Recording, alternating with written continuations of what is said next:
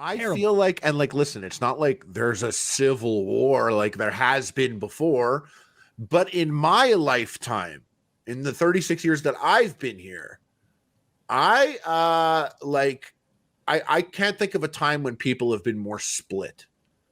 Yeah. Like people are like so divided. I know there's always been a divide, but like, is it just me or is it like just because like I'm older, I look at things differently now?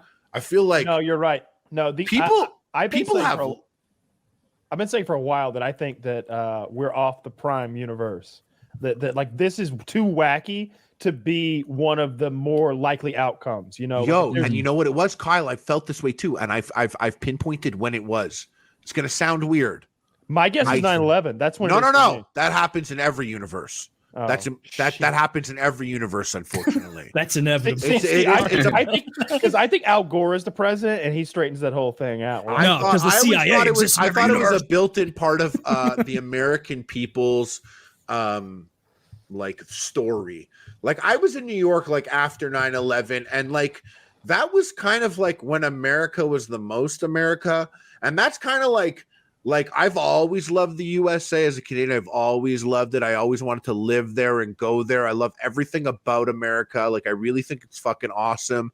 And those were the times when like, you know, like RIP, but like when I went to America after 9/11, there was like a 7-year period where like to an idiot like me, it just seemed like everyone was together and was about it, you know. Now there's this like intense loyalty to their causes or their sides, and I feel like things are really different. But I think, because I agree with you, Kyle, I don't think we're in the Prime universe anymore.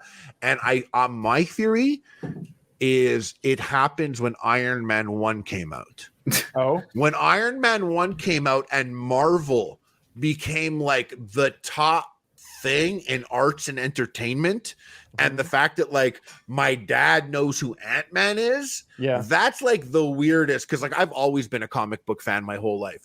So the fact that like comic books and video games are like the #1 thing like in the world, I'm like, something's weird here. See, I disagree, because I think that would be the more likely outcome, because I don't think of comic book or superheroes as a new thing at all. I think they're the old thing in a new way. They're the fucking Greek pantheon made over. These gods who walk among us with flaws. Like it's the oldest story told again. Then you said it. Ever since Among Us came out, that's when the timeline's been Iron Man 1 came out in 2008, and that was the biggest thing of 2000. I mean, yeah, there was the global economic collapse. As far as the togetherness, I think that like it was turbulent through the Obama's years, I think, at times, but I think everyone was kind of together but we hate those fuckers that had anything to do with Osama bin Laden and Al Qaeda. Like everybody was definitely together that we need to get them, and we don't really care what it takes.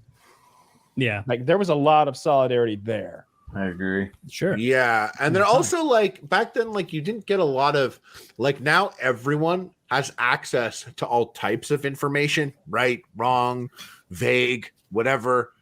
Everyone has access to that. So it's like, if you're like, oh, I want to go learn some shit about Osama bin Laden. Who was he? And then you kind of read that and you're like, whoa, now everything's looking a little weird. Yeah. Everything. Well, Osama bin Laden's a bad example, because you can be like, oh, so he was trained by the CIA. Yeah, exactly. You can look, and he had close relations with American government officials, like that. Yeah. And wait, George Bush's father ran the CIA. Oh no. This doesn't make any sense. You read like 5 websites and you're like, whoa, Osama bin Laden was Jewish. This makes sense now. The beard. That's like the weather vane of when you're reading a conspiracy where I'm like, dude, this is fun. I'm liking this. And then it's like, and the true blame